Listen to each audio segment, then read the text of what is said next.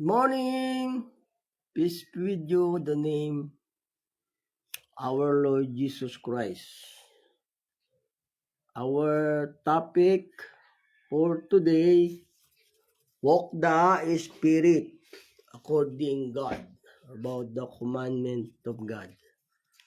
Said God, walk the Spirit, our topic for today. Is this our topic, walk the Spirit? Walk the Spirit is you have a everlasting life.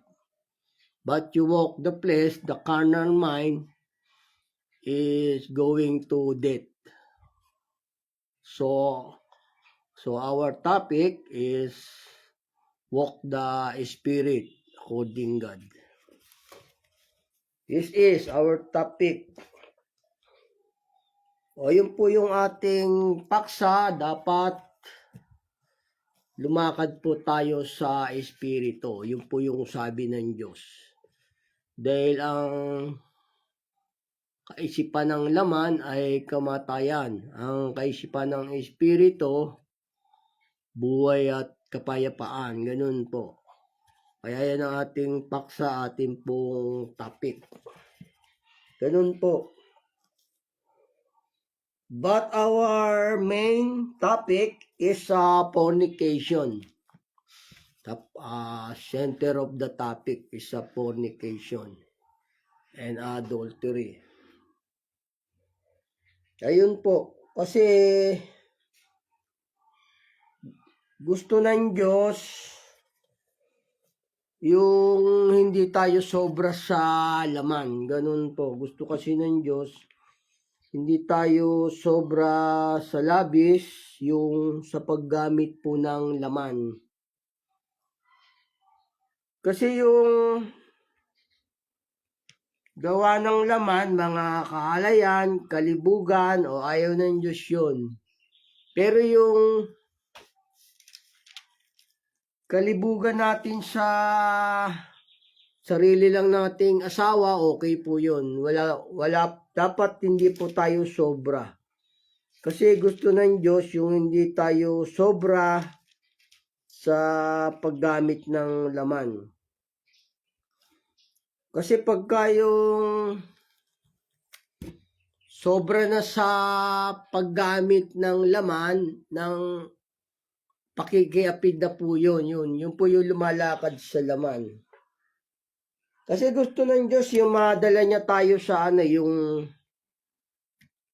kung ano yung gusto natin, yung katamtaman lang, wag po tayo sobra. Yun po yung gusto ng Diyos. Yung di tayo sobra sa paggamit ng laman. Kasi pagka sobra sa kaalayan o pakikiapid na po yun. Pakikiapid na po. Lumalakad ka na sa laman. Ganun po. Kasi itong gusto po ng Diyos dito sa atin, yung hindi tayo sobra sa paggamit po ng laman. Ito po ang sabi ng banal na kasulatan po. Sabi ng Diyos dito. Sa may Roma 13:12. Ang gabi ay totoong malalim. Ang araw ay malapit na. Iwaksi na natin ang mga gawa ng kadiliman, ating isakbat ang mga sandata ng kaliwanagan. Magsilakad tayong mahinhin gaya ng sa araw, huwag sa katakawan at paglalasing, huwag sa kalibugan at sa kaalayan, huwag sa pagkakaalit at pagkakainggitan. Ayun ayaw ng Diyos yung sobra tayo sa katakawan, not God, not to want all people to not you greed. Ayaw po ng Diyos na yung tayo na greed sa bawat bagay. Gusto niya yung mahinhin lang.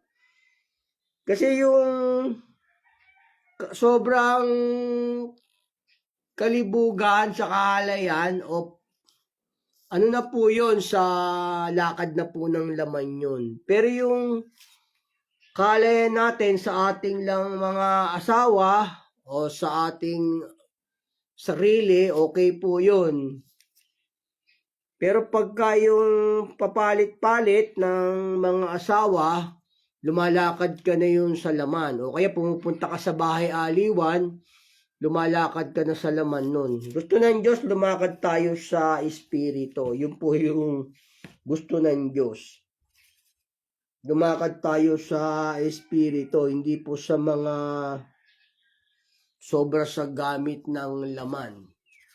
Pero yung pag-ibig natin, di ba, meron po yun kaalayan. Pero hindi po paglakad sa laman yun.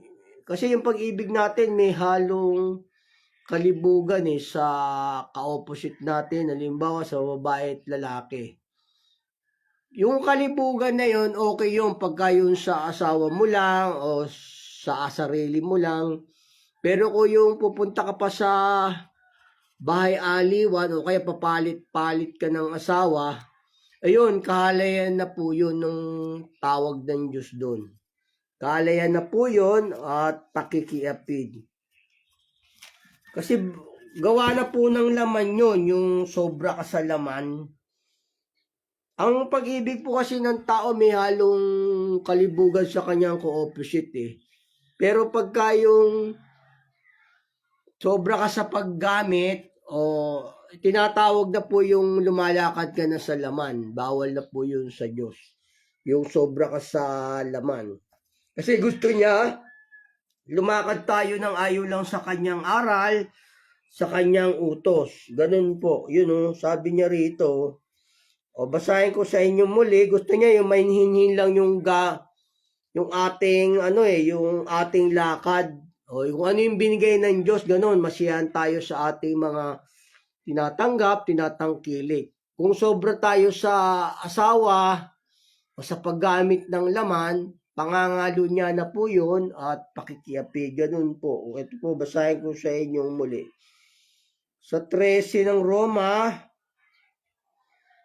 13, magsilakad tayong mainhin gaya ng sa araw. Huwag sa katakawan at paglalasing. Ayan ayaw ng Diyos yung masyado tayong greed, ganun. Gusto niya yung katamtaman lang. Huwag sa kalibugan at sa kaalayan. Huwag sa pagkakaalit at pagkakainggitan. O yun, ayaw ng Diyos yun, yung sobra tayo sa laman. Kasi yung pakikiapid, pangangalo niya ay pawang hahatulan po yun ng Diyos. Gusto ng Diyos, magsilakad lang tayo ng katamtaman sa kanyang utos lang. Sa maininin lang yung lakad natin. Kasi yung lumalakad sa laman, yung sobra na sa paggamit ng laman, ganun. Yung ba, marami kang asawa, papapalit-palit ka, o lumalakad na po yun sa laman, yung ganun. Pero pagka yung sa sarili mo lang, o kaya sa asawa mo lang, tama yun, hindi po yun sa laman. Kahit may kaalayan ka, hindi po yun kalibugan. Gusto ng Diyos yung katamtaman lang. Kasi pag sobra, ano po yun, yung pag sobra sa paggamit ng laman, o papalit-palit nga ng asawa, boyfriend, ganun, o kaya pumupunta ka pa sa bahay aliwan, o pakikiapid na po yun, pangangalo niya. Ganun. Gusto ng Diyos, madala niya tayo sa tamang sitwasyon ng pag-ibig. Kung halimbawa sa asawa mo lang, ganun po. Kasi yung pakikiapid, pangangalo niya ay walang katubusan yun, hatulan po ng Diyos yun. Kasi may mga sekta dyan, di ba? Kahit na ilan yung asawa mo, pwede. O bawal po sa Diyos yung ganun, bawal po. Pangangalo niya, pakikiapid din, sobra ka sa paggamit ng laman. Ganun po. Gusto ng Diyos, madala niya tayo sa maayos na pamumuhay. Gaya sabi rito, yung mapakiapid, mapangalo niya, pawang hahatulan ng Diyos kasi wala pong tubos doon sa mga ngalo niya mapakiapid yung sinasadya na yung paggamit palagi ng laman. Ito po sabi ng Diyos dito sa Hebreo. Hebreo 13:4. Maging marangal nawa sa lahat ang pag-aasawa at huwag nawang magkadungis ang higaan. Sapagkat ang mapakiapid at ang mga mapangalo niya ay pawang hahatulan ng Diyos. O hatulan ng Diyos yun yung pawang mapakiapid at pangalo niya. Yung palit-palit ka ng asawa, o kaya yung humuhugot, pumupunta ka pa sa bahay aliwan, o wala pong tubos doon, yung hindi ka tumitigil. Yung lagi kang gamit ng laman, wala na pong katubusan doon. Pinatawad ng Diyos yung ating kasalanan, no? Pagka yung nagbalik loob ka, pero kung magpapatuloy ka pa rin sa pakikiapid at pangangalo niya, o wala na pong tubos yung ganun, sabi ng banal na kasulatan. Yung pumupunta ka pa sa bahay aliwan, o bawal na po yun. Gusto ng Diyos kasi madala niya tayo sa maayos na pamumuhay, sa pag-aasawa, o ganoon. Kaya isa lang talaga ang gusto ng Diyos. Pwede ka naman mag-asawang muli pagka yung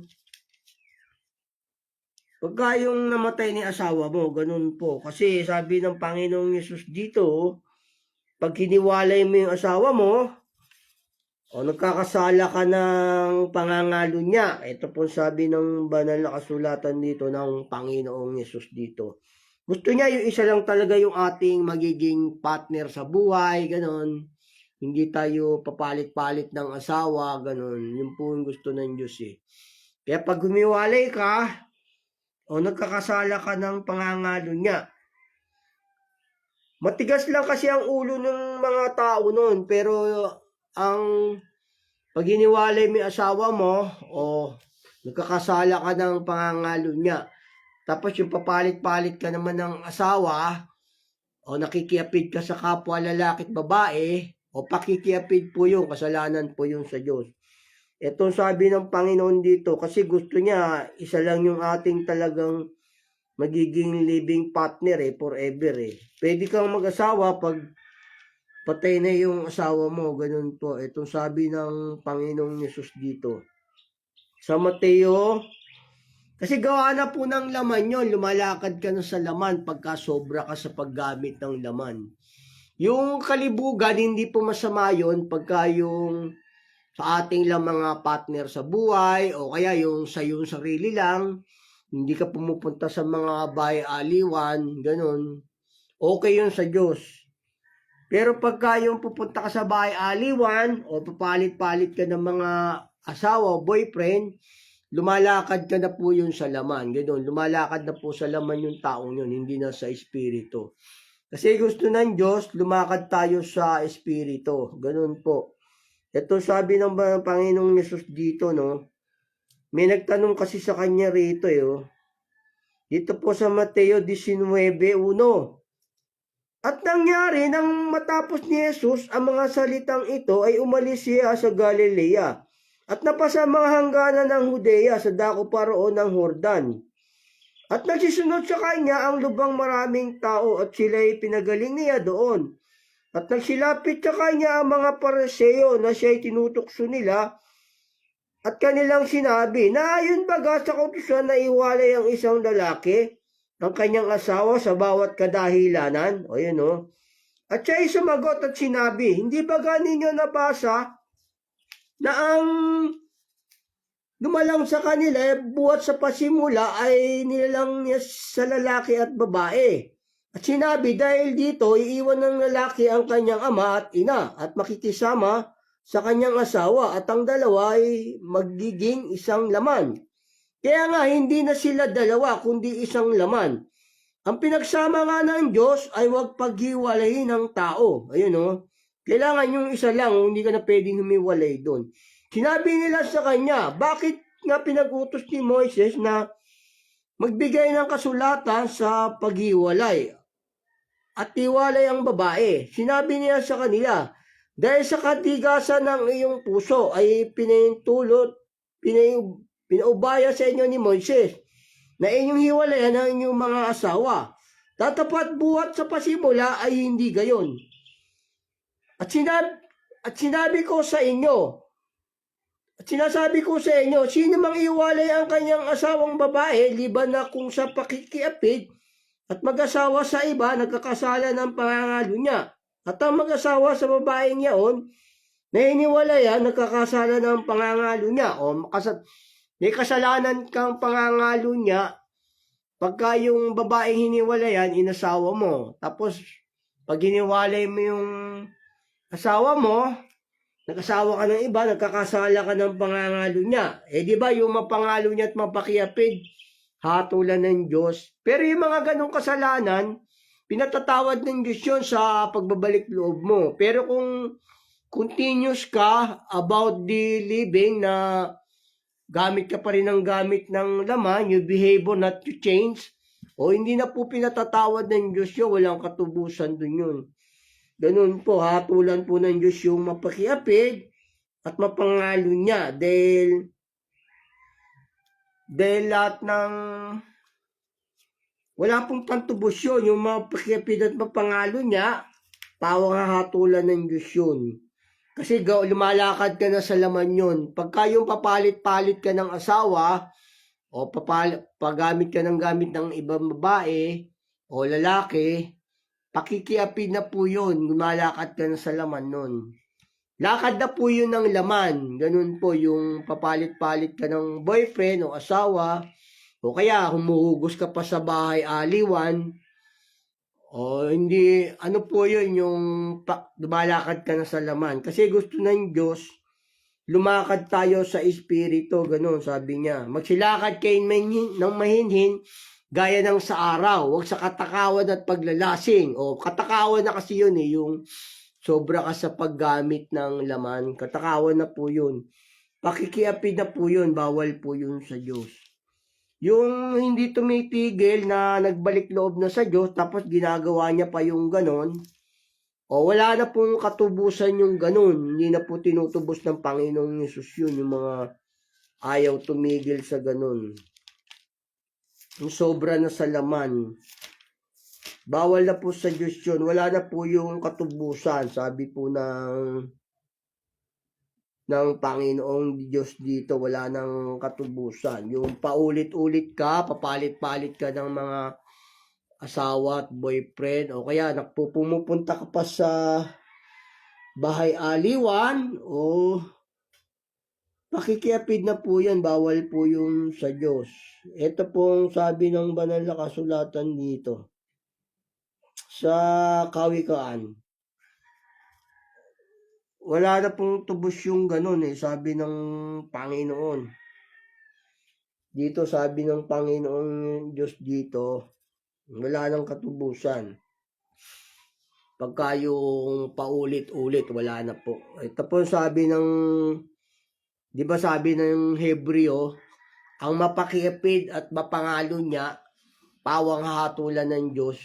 Tayo kasi meron tayong pag-ibig meron tayong pagnanasa sa katawan Pero ayaw ng Diyos yung sobra, meron tayong kaalayan sa katawan O kung yung kaalayan natin para sa ating sarili lang, okay lang yun. Pero kung paulit-ulit, bawal na po yun sa Diyos. Ito po sabi ng banal na kasulatan dito sa may Kawikaan 6:29. Dito po sa 6:29. Gaya ng sumisiping sa asawa ng kanyang kapwa, sino may humipo ay hindi maaring parusahan. Yung asawa ng kapwa, nangalo niya kaya hindi maaring parusahan, sabi rito ng Diyos. O di ba? Sapagkat siyang nagkakamit ng pangangalo niya sa isang babae ay walang bait. O wala kang bait pag nangangalo niya sabi ng Diyos. Tapos meron dyan sekta, di ba? Kahit ilan ang asawa mo. Wala kang bait, sabi ng Diyos noon. Siyang nagkakamit ng pangangalo niya sa isang babae ay walang bait. Ang gumagawa niya ay nagpapahamak sa kanyang sariling kaluluwa. Mga sugat at kasiraang puri ang tatamuin niya at ang kanyang kapintasan ay hindi mapapawi sapagkat ang paninipugo ay pag-iinit ng tao at hindi siya magpapatawad sa karawan ng paggiganti. Ay, no? Walang kapatawad dun sa mga pakiapid ng pangalo niya, oh. Hindi niya pakukundanganan ang anumang tubos. O, walang tubos na doon, yung paulit-ulit. Ni magpapaingan man siyang tuwa, bagamat ikaw magbigay ng maraming suhol. O, wala nang katubusan doon, yung nagbalik loob ka pa, tapos ginagawa mo pa yung pakikipid at pangangalo niya. Wala na pong katubusan doon, sabi ng banal na kasulatan dito, sabi ng Diyos. Yung nagkakamit ng pangangalo niya, o sabi rito, wala kang bait, sabi ng Diyos dito. O basahin ko sa inyong muli rito. Hindi maaaring hindi ka parusahan, sabi ng Diyos, pagka yung nagbalik loob ka na sa Diyos, tapos ginagawa mo pa yung ganon, hindi ka maaaring hindi parusahan. Sabi nga ng Hebreo, ang mga pakiapid at mapangalo niya, di ba, pawang hatulan ng Diyos. Ganun po. Ito, basahin ko sa inyo muli kasi wala nang katubusan doon. O, wala kang bait kasi pagka nagkakamit ka ng pangangalo niya. Dito po sa 6:32 ng Kawikaan. Siya nagkakamit ng pangangalo niya sa isang babae, ay walang bait. Ang gumagawa niya nagpapahamak sa kanyang sariling kaluluwa. Gaya ng sumisiping sa asawa ng kanyang kapwa. Sino mang humipo, ay hindi maaaring di parusahan. O parusahan ka ng Diyos. Ganun. Yung mapakipid at mapangalo niya. Ganun po. Yung ganun. Pakikiapid na po kasi yun yung sobra ka sa laman, no? Pakikiapid na yun. Tapos pangangalo niya. Hindi na po yung ino-honor ng Diyos, yung mga ganun.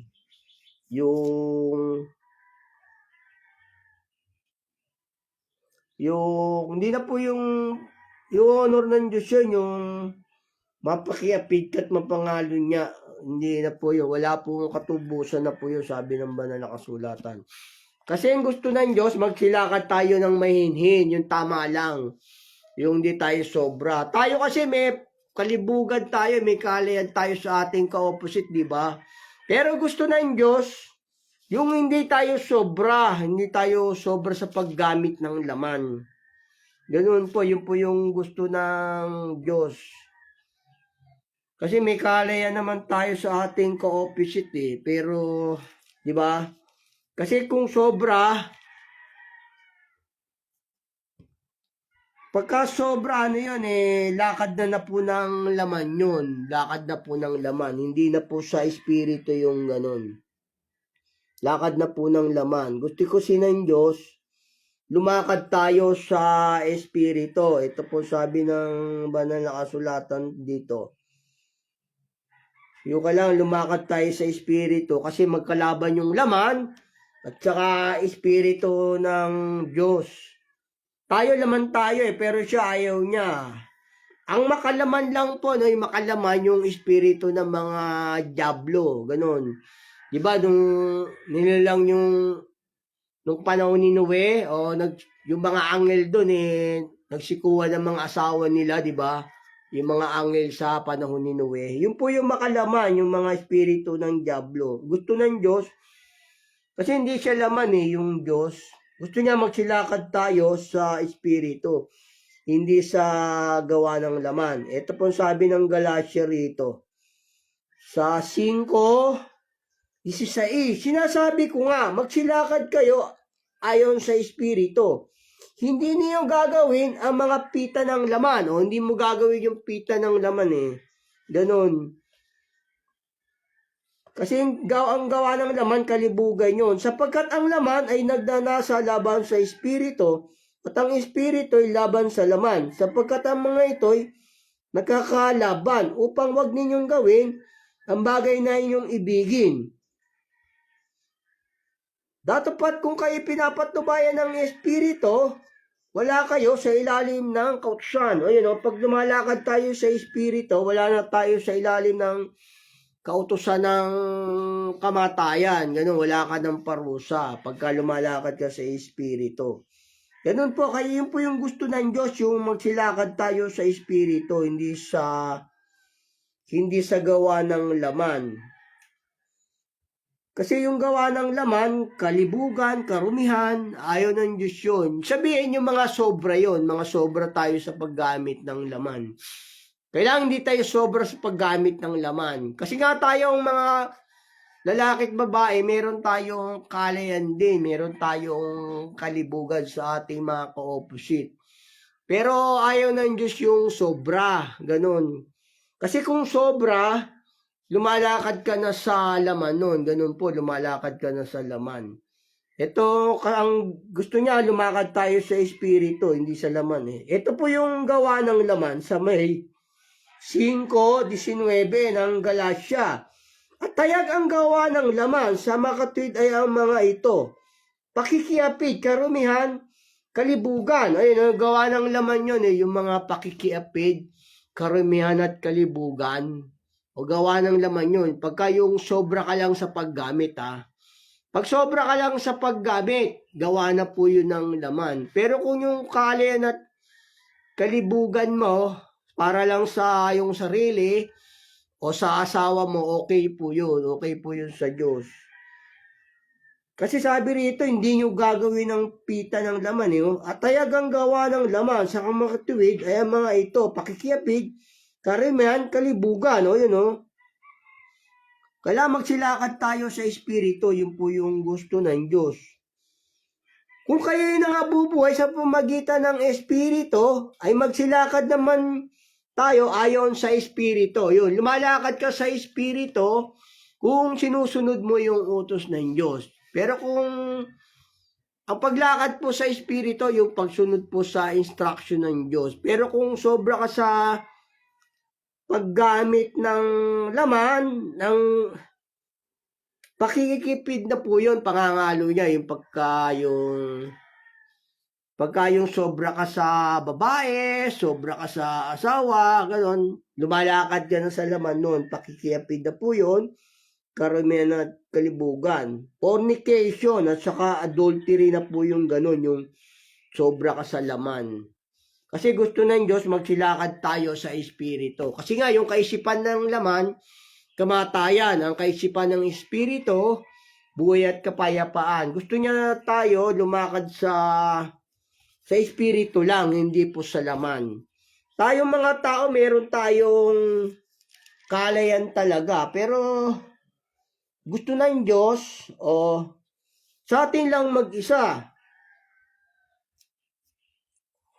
Halimbawa, yung kahalayan mo, para lang sa iyong sarili o kaya sa asawa mo, ganun. O ganun sabi ng Diyos. Yung tumingin ka sa babae, pinagnasaan mo, o gawa na po yun ng laman. Yung pagkatumingin ka sa babae, pinagnasaan mo, gawa na po yun ng laman. Pagka yung pinagnasaan mo yung ka-opposite mo, gano'n, gawa na po yun ng laman. Gano'n po. Itong sabi ng banal na kasulatan dito. Gawa na po ng laman yun, yung ka-opposite mo, pinagnanasaan mo, tapos hindi mo asawa, gawa na po yun ng laman. Pwede ka namang magnasa na wala kang, pwede ka namang masturbate na wala kang yung bang pinagnanasaan. Pwede po yun Pwede po yun sa Diyos.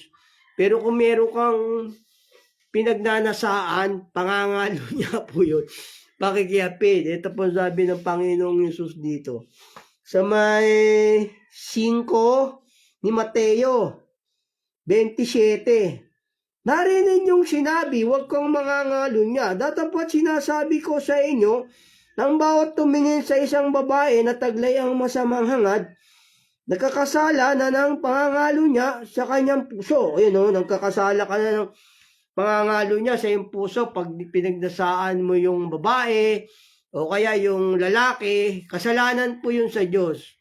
Pwede ka naman mag-masturbate na wala kang pinagnanasaan Pero maganda kung napipigil mo yung gawa ng laman, hindi ka nagmamasturbate, o napipigil mo, maganda po yun. Nababanal ka nun sa Diyos, nalilinis ka. Isabihin, kung napipigil mo yung ganong ganong kalibugan, banal ka sa Diyos nun. Pwede ka sa langit. Kasi utos niya, pagsubok niyan. Kung napipigil mo yung gawa ng laman, tama yun. O ganun. O patuloy ko po. At kung ang kanan mong mata ay makapagpapatisod sa iyo, dukitin mo. At yung itapon sapagkat may papakinabangin ka pa, nawawala ang isa sa mga sangkap ng iyong katawan. At huwag ang buong katawan mo ay mabulig sa impyerno.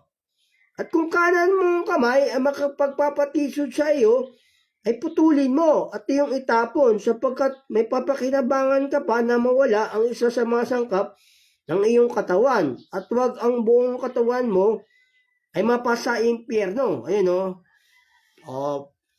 Puputulin mo yung gawa nyo, hindi ka pwedeng, alam ba, dumating yung pagnanasa mo, kalibugan mo, pwede kang mag-masturbation pero wala kang dapat pagnasaan, ganun po. Tama yun sa Diyos kasi meron tayong by nature na dumarating sa ating katawan, yung righteousness, di ba, meron tayong may dumarating sa atin na ganun yung kaalayan sa laman. Pero wala ka dapat pagnasaan. Pero kung sa'yo lang, hindi ka naman nakikiapid, hindi ka nangangalo niya, nag-masturbate ka ng wala kang pinagnasaan, tama yun sa Diyos. Hindi ka nagkakasala ng pangangalo niya at pakikipid.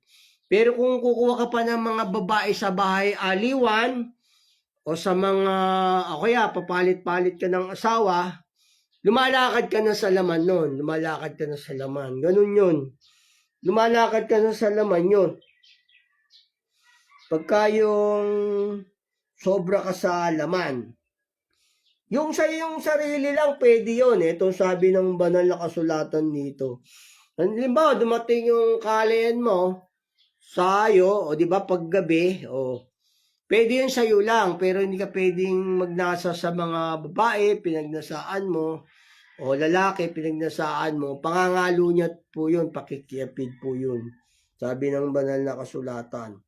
Pero kung nag-masturbate ka na sa iyong sarili lang, okay yun, yung wala kang pinag-asaan, hindi ka nagkakasala sa Diyos nun. Kumbaga lumalakad ka sa espiritu nun.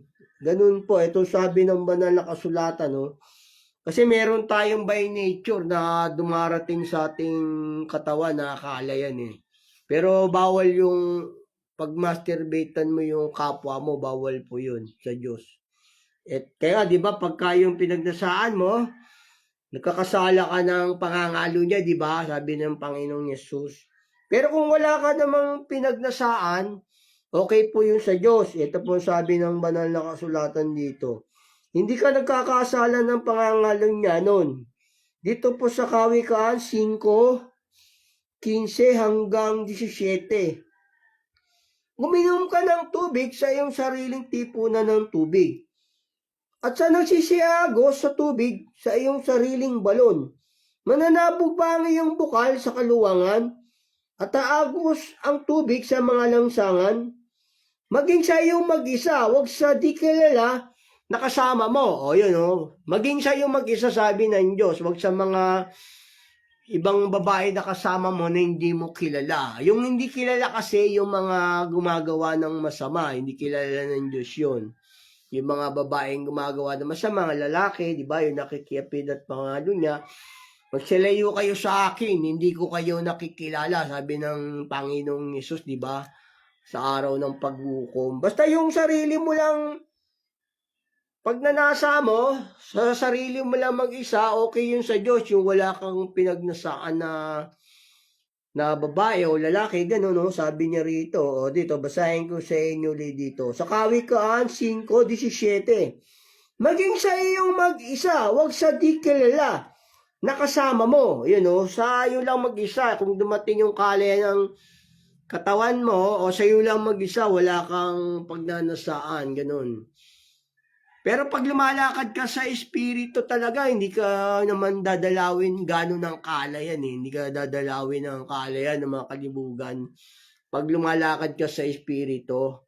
Pero alam na ng Diyos yun, yung may kalayan tayo, pero sa katawan, pero hindi naman tayo kumukuha pa ng mga babae sa labas. O, di ba, ganon. Kasi kung kukuha ka pa ng babae sa labas, o ano yon, yung bang, halimbawa, kukuha ka sa bahay aliwan ng mga babae, o magsosyota ka, o mag-aasawa ka, tapos papalitan mo agad, lakad na po yun ng laman. Ganon, lakad po ng laman yun. Yung pumuputak ka pa sa bahay aliwan, ito sabi ng banal na kasulatan. Pupunta ka sa bahay ng aliwan, lakad na po yung laman. Sabi dito ng Diyos. Dito po sa Kawikaan din, 5:7. Ngayon nga mga anak ko, dinggin ninyo ako. Huwag kayong magsiwalay sa mga salita ng aking bibig. Ilayo mo yung lakad sa kanya. At huwag kang lumapit sa pintuan ng kanyang bahay. Baka mo ibigay ang iyong karangalan sa iba at iyong mga taon sa mga mabagsik. Baka mga di kilalang babae mapuno ng iyong kalakasan at ang iyong mga pinagpagalan ay mapasabahay ng kaapid. O yun, kung pupunta ka pa sa mga bahay kaapid, yung mga kaaliwan, magbabayad ka ng babae para makapag-sex ka, bawal po nun sa Diyos yun. Lumalakad ka na sa laman. Yung pupunta ka pa sa bahay aliwan, tapos kuha ka ng babae ron para magbayad, lumalakad ka na sa laman nun. Ganun po, lumalakad na sa laman yung ganun. Sabi ng banal na kasulatan. Ayun, yung mga nagbalik loob na sa Diyos tapos gagawa ka pa ng ganun, hindi na po yun pinatatawad ng Diyos. Kailangan magpipigil ka na sa sarili mo. Susundin mo na yung utos ng Diyos. Kasi wala na pong katubusan yun. Di ba sabi sa Kawikaan, ang mapikiapid at mapangalo niya ay pawang hatulan ng Diyos. O may mga sekta dyan, di ba? Kahit ilang asawa pwede. Hindi po pwede sa Diyos yun. Sabi nga, ang iwalay ang kanyang asawa, nagkakasala ng pangangalo niya, di ba? Ang mag-asawa sa hiniwalayan, o nagkakasala ng pangangalo niya. Ayun, meron tayong kaalayan sa ating katawan, pero kailangan nasa lugar ang ating kaalayan. Nasa instruction lamang po ng Diyos, ng Panginoong Yesus, yung kaalayan. O nagkaroon ka ng nasa, o mag-masturbate ka mag-isa, pero wala kang pinagnasaan. Pero kung kaya mong pigilin, tama yun. Kung napipigil mo yung sarili mong hindi mag-masturbate, o banal ka sa Diyos noon, magiging banal ka.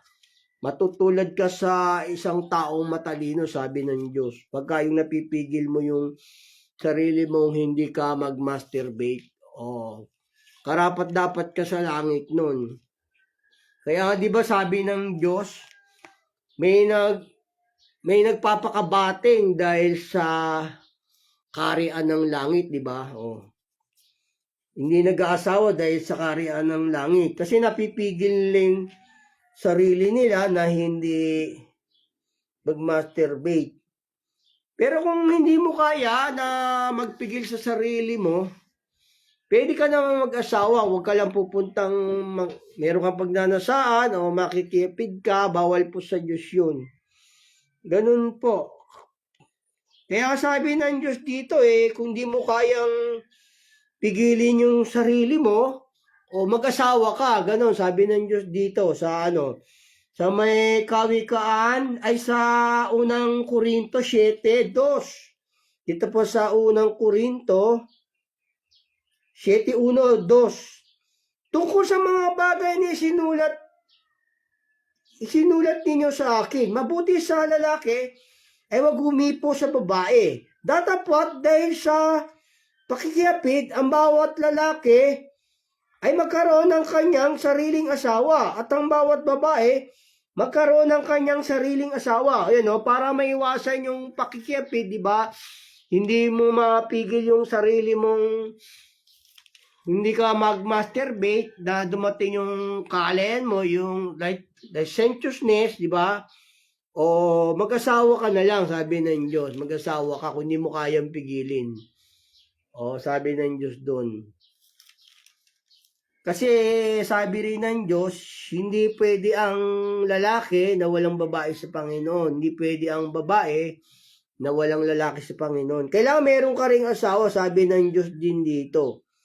Para maiwasan mo yung pakikiapid at pangangalo niya. O kung hindi mo maiwasan yon, o mag-asawa ka lang para maiwasan mo yung... Pero kung napipigil mo yung kale ng laman mo, yung kalibugan mo, o para lang sa iyong sarili, o mababanal ka sa Diyos nun, doon ka mababanal.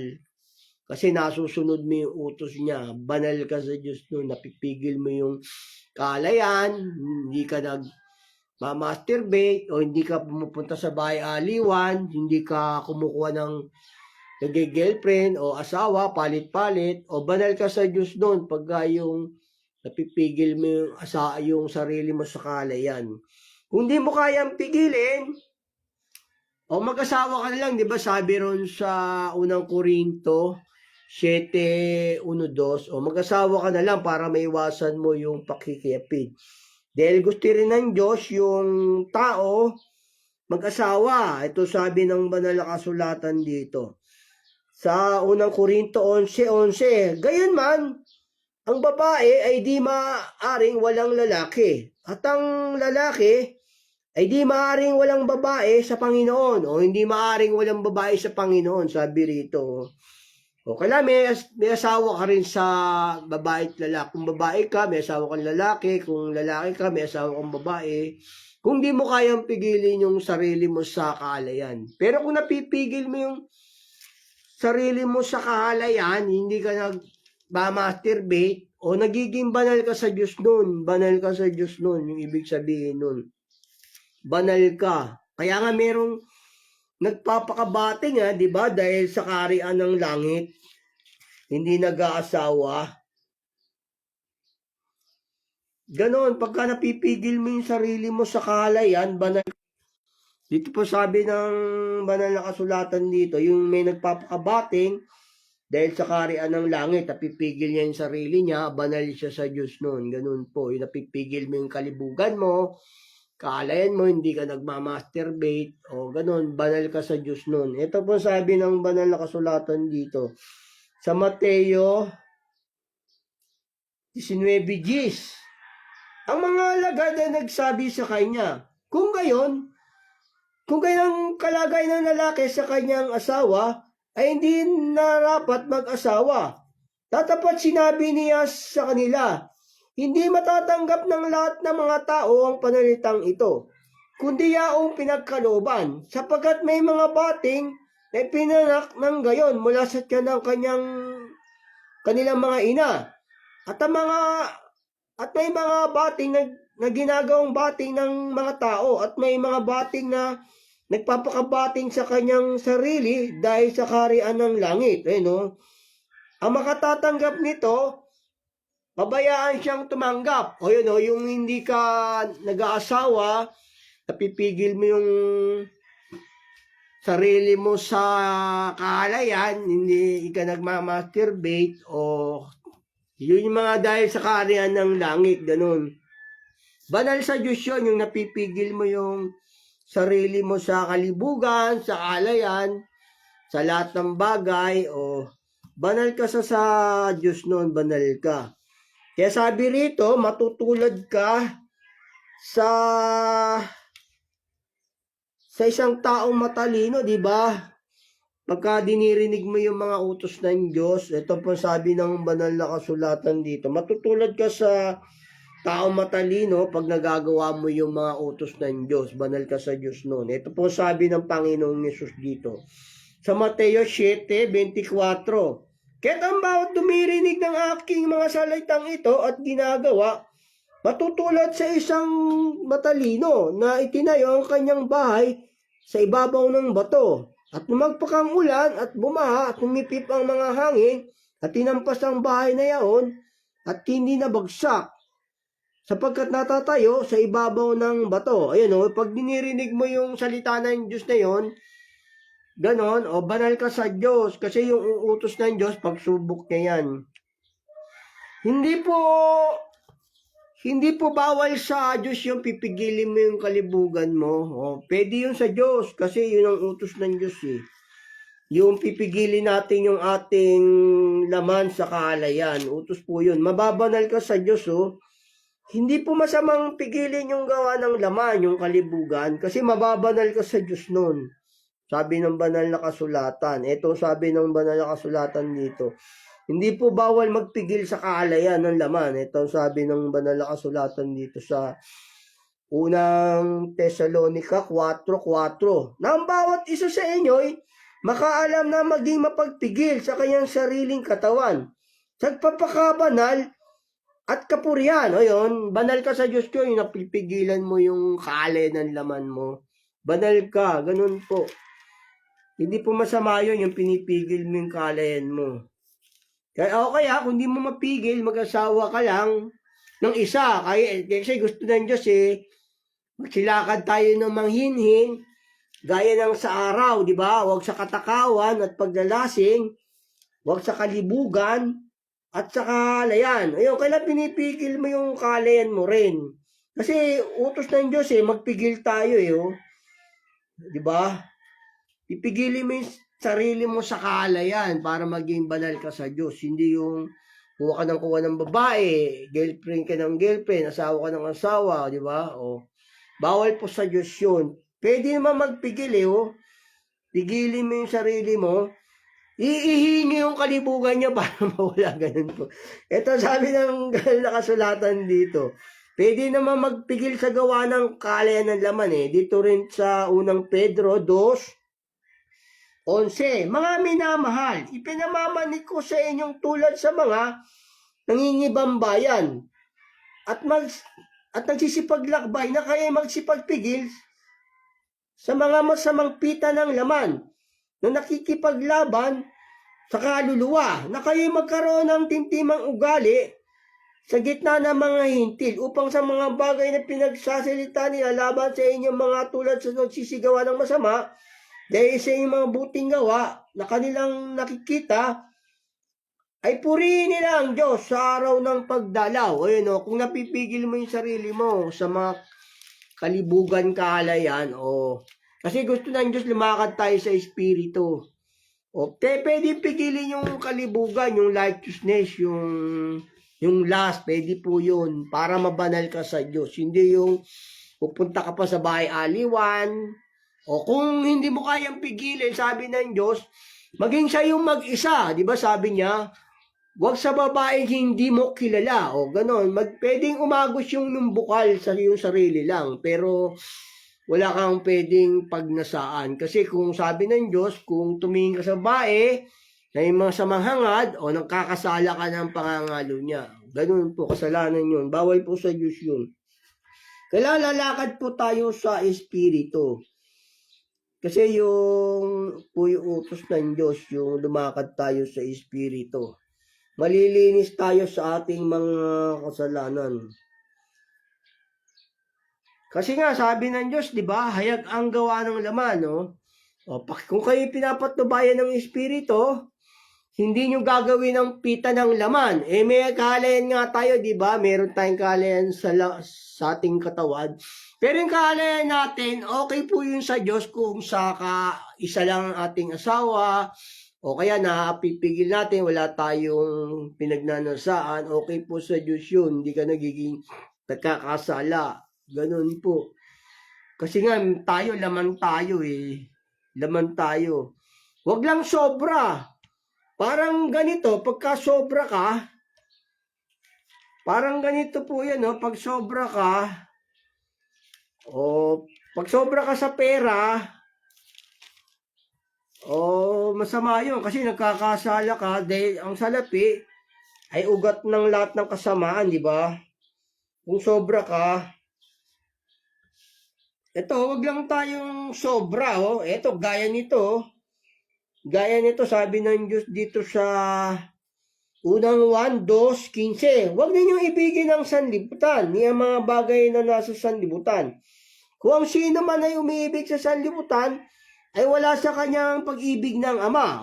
Sapagkat ang nasa sanlibutan ang masamang pita ng laman, At ang masamang pita ng mga mata at ang kapalaluan sa buhay ay hindi mula sa Ama, kundi sa sanlibutan.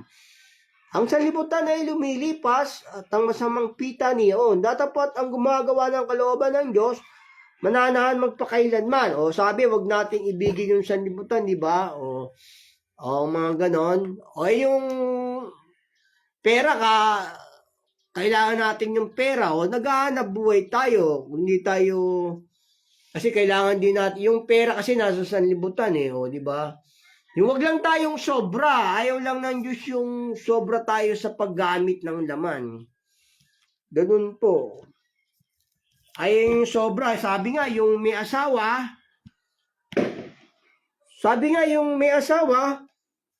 mamuhay na parang walang asawa. Sabi ng Diyos dito. Ito sabi ng Diyos dito. Kung may asawa ka nga mamuhay ka na parang walang asawa Ayaw ng Diyos yung sobra lang tayo sa paggamit. Ganun po. Gaya rito sabi ng Diyos dito. Dito po sa unang Korinto 7:29. Ngunit sinasabi ko ito mga kapatid. Ang panahon ay pinaikli.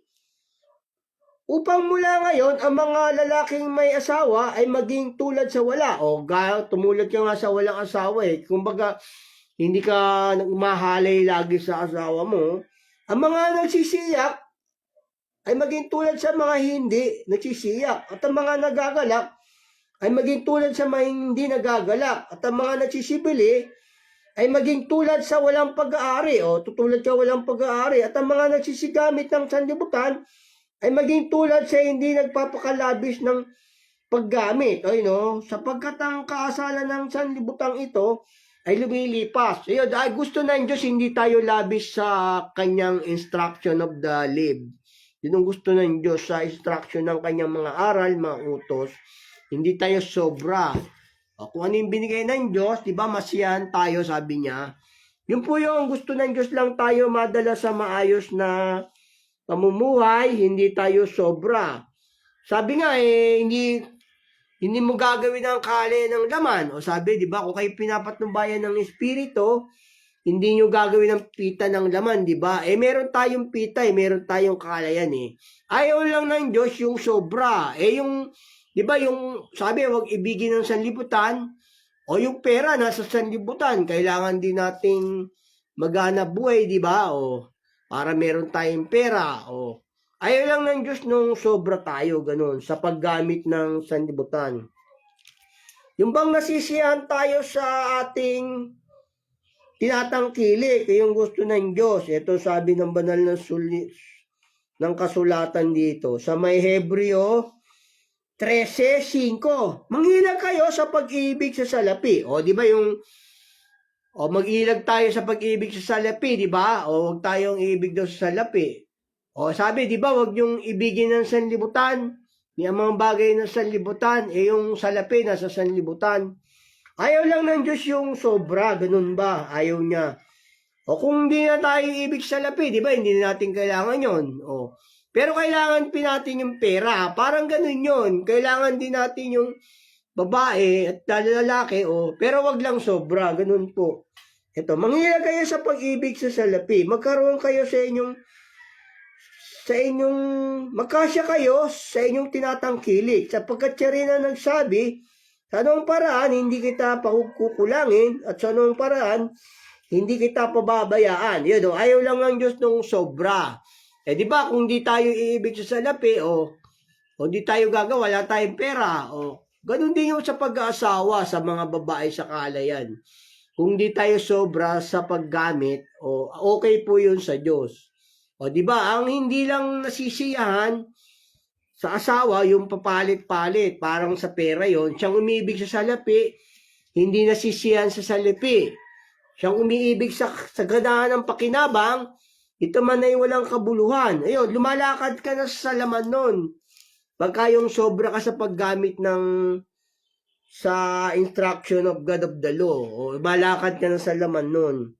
Pagka sobra ka sa paggamit, ganun po. Ito sabi ng banal na kasulatan dito sa Ecclesiastes, siyang umiibig sa pilak, hindi nasisiyahan sa pilak.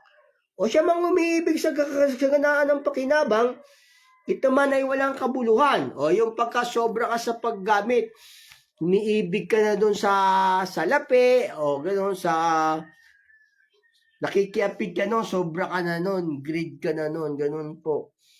Ganun, gusto lang ng Diyos na madala niya tayo sa maayos na pamumuhay, yung hindi tayo sobra sa paggamit ng sanlibutan, di ba? Sabi ron sa unang Korinto 7, ang sigamit ng sanlibutan, parang walang inaarim. Di ba sabi niya?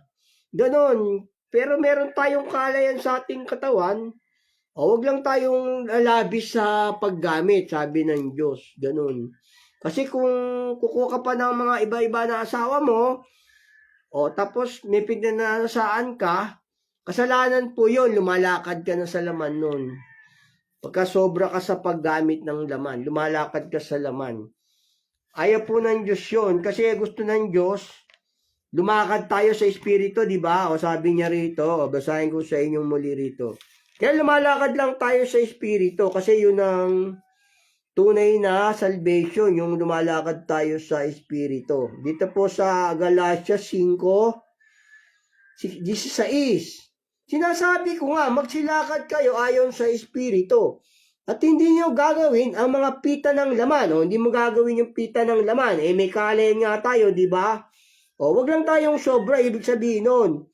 Sapagkat ang laman ay nagnanasa laban sa Espiritu at ang Espiritu ay laban sa laman. Sapagkat ang mga ito ay nagkakalaban-laban upang wag ninyong gawin ang mga bagay na inyong ibigin. Kung kayo pinapatubayan ng Espiritu, ay magsilakad naman tayo ayon sa Espiritu. Yun ang gusto ng Diyos, lalakad po tayo sa Espiritu, sa mga instruction niyang mga salita, mga aral. Yung Espiritu, yung salita ng Diyos yun, ng Panginoong Hesus. Ang sinasalita ko sa inyo ay pawang Espiritu at pawang buhay. Doon po tayo lalakad para maligtas po tayo sa mga aral niya, mga salita. Kasi kung lalakad tayo sa spirit, sa laman, hindi ka maliligtas. Pagka yung lumalakad ka sa laman, hindi ka maliligtas. Yung labis ka sa paggamit ng laman, hindi ka maliligtas noon. Ito sabi ng banal na kasulatan. Kasi yung kaisipan ng laman, kamatayan yun. Ito sabi ng banal na kasulatan dito sa Roma 8:6.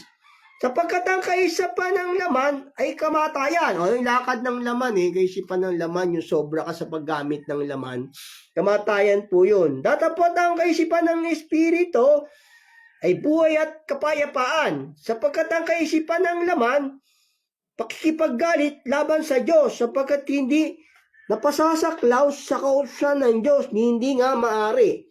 At ang nangasa laman ay hindi nakalulugod sa Diyos. Ayun, kailangan kasi yung lakad ng laman, kamatayan po yun, sabi ng banal na kasulatan. Kailangan magsilakad po tayo sa Espiritu para po tayo ay maligtas. God bless po. Our topic for today is done.